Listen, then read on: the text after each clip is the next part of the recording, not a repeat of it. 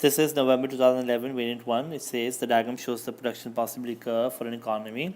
Assume that the production possibility curve remains unchanged. What is the most likely reason for the movement from X to Y? So we're moving from X to Y, and this movement from X to Y is not a shift of the PPC, but it is a movement inside. So whenever there's a movement inside, there could be two possible reasons. Number one is a rise in unemployment. Number two is a rise in inefficiency. So if resources are not fully employed, or if resources are employed in an inefficient manner, there will always be the PPC will not be an economy would not be on the PPC, but economy would be inside the PPC, and that's why C, which is a rise in unemployment due to recession, is probably the right answer. A, which says a civil war causing a widespread loss of resources, means quality or quantity of factors of production are going down, which means PPC will shift backward. Similarly, a permanent fall would mean PPC will shift backward because there is a fall in the quantity or quality of factors of production. And exhaustion of natural resources will also cause the PPC to shift backward. Only C, which is a rise in unemployment due to a recession, will result in a movement inside the PPC towards the origin. This is question number 3. It says, what is the opportunity cost to an unemployed worker who becomes employed?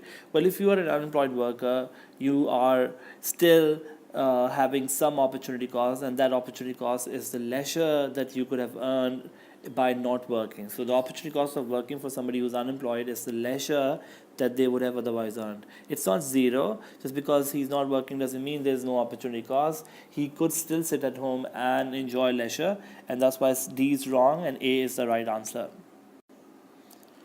In question number 4, they say which statement is normative. Normative statement is basically a value judgment,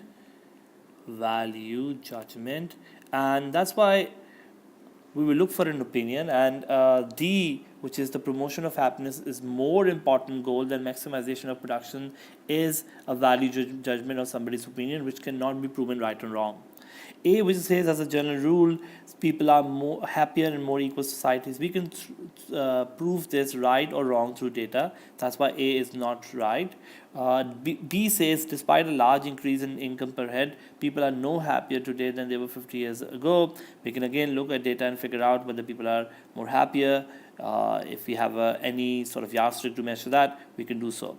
So C says happiness depends not on absolute level of person's income but on his relative income. Again, this is a statement that can be proven right or wrong, but something is more important or something is more sort of harmful. All of these are value judgments, and that's why value judgments are difficult to prove right or wrong, and that's why D is the right answer.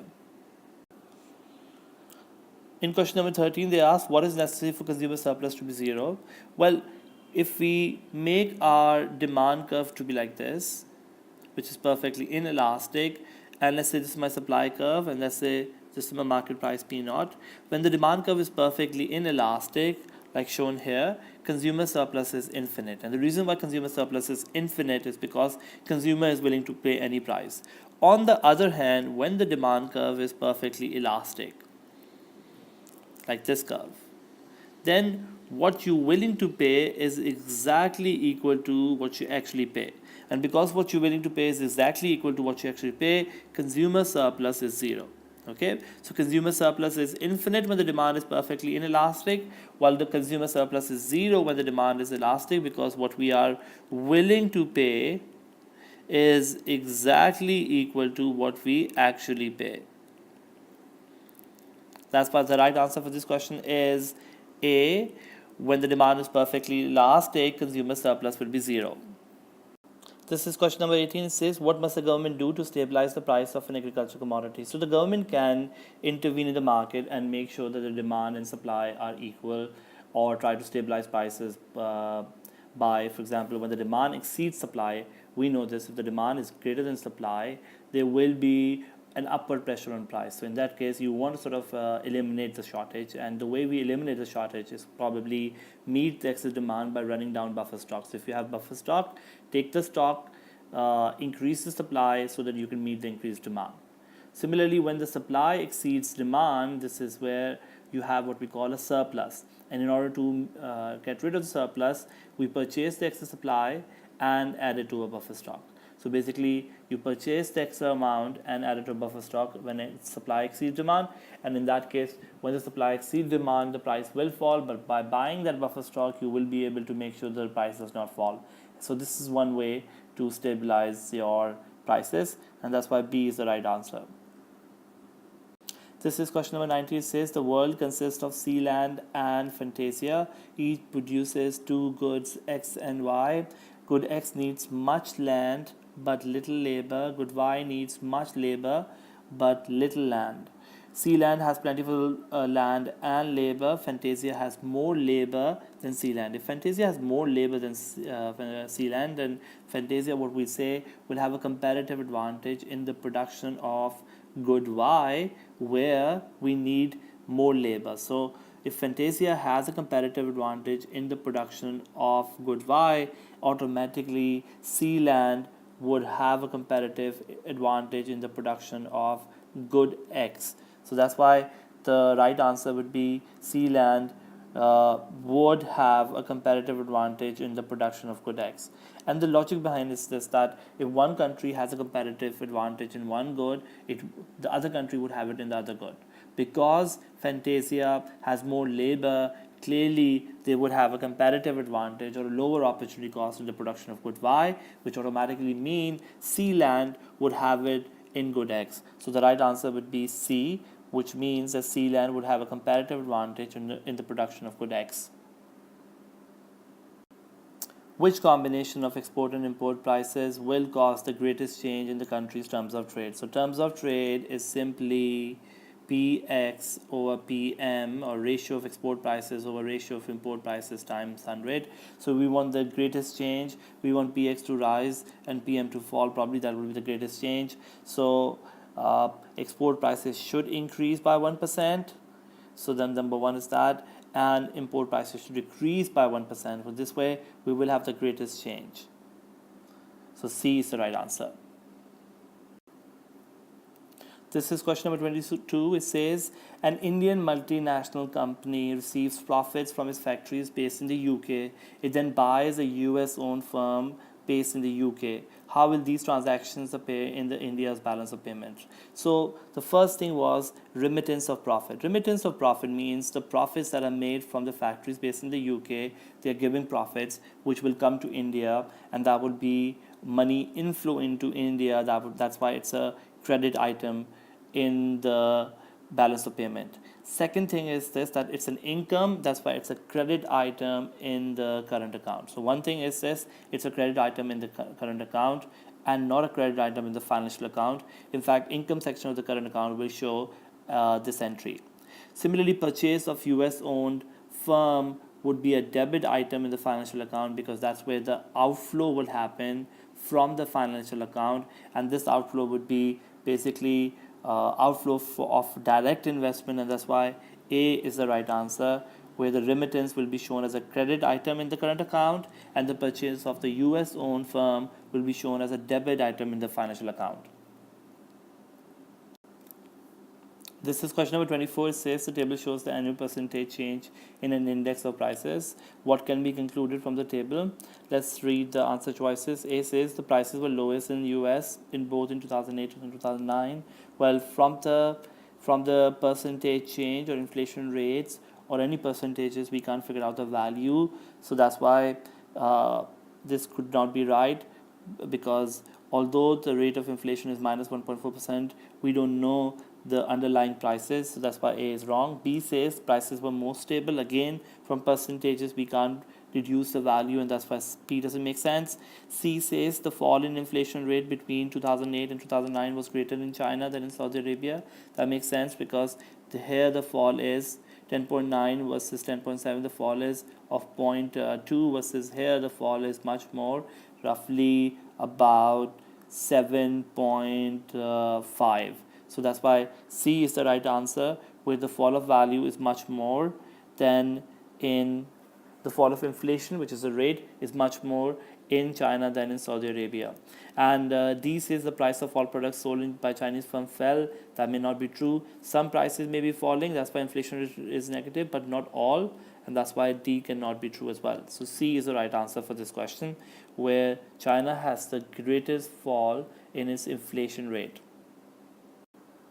This is question number 25. It says, which combination is likely to result from demand pull inflation? Well, if demand pull inflation is happening, then there is a lot strong demand, and that's why if there is a strong demand, clearly profits should be rising, because when the demand goes up, firms will find itself to be profitable, and that's why profits should be rising. On the other hand, because of demand pull inflation, we would find a balance of trade to worsen.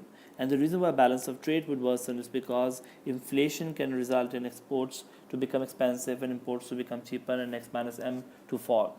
The key here is that we need to look at the consequences rather than causes. So what is the likely result means what is the consequence, and that's why D is the right answer, where profits will rise because firms will find this demand to be stronger, and balance of trade will worsen because inflation results in our competitiveness to fall.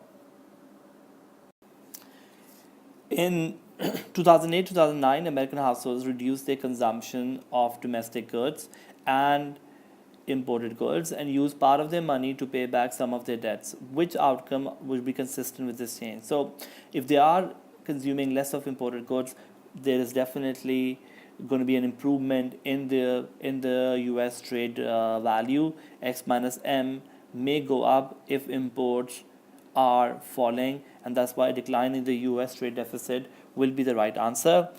B, which says a decrease in savings, may or may not happen, but they are definitely consuming less, so savings can go up. Also, they're clearing some of their debt. So, I mean, B, we can't really say with surety B would be the right answer. That's why A is the best answer here. 27 says a country's floating exchange rate falls and its exports revenue declines. What could explain this? Well, if your exchange rate depreciates, we know exports become cheaper and imports become expensive, right? If exports become cheaper, then price of exports should go up. But if the good is elastic, then the export revenue should go up. But in this case, the export revenue is declining, which means demand for exports must be inelastic, and that's why A is the right answer. Demand for exports is inelastic. So when the demand is inelastic and if you lower the price, the revenue actually fall, and that's why in this case the export revenue is declining. So A is the right answer.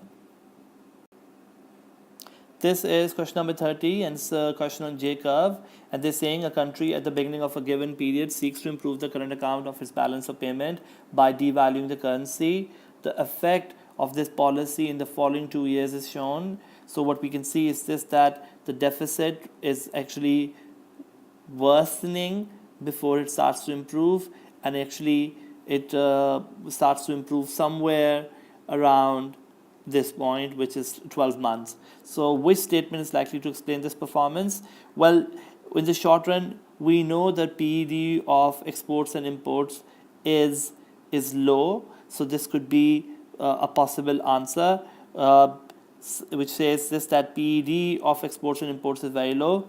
B says the domestic inflation rate fell. That doesn't really have to do anything with J curve. C says the elastic demand for imports diminished after 12 months. Diminish means lower. Well, after 12 months, actually PED goes up because demand tends to be more elastic in the long run, and that's why C is not the right answer.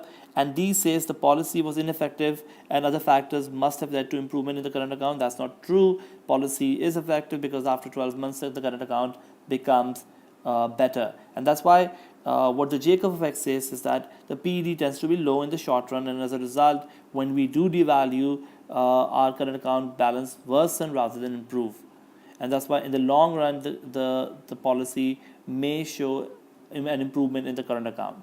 So A is the right answer for this question.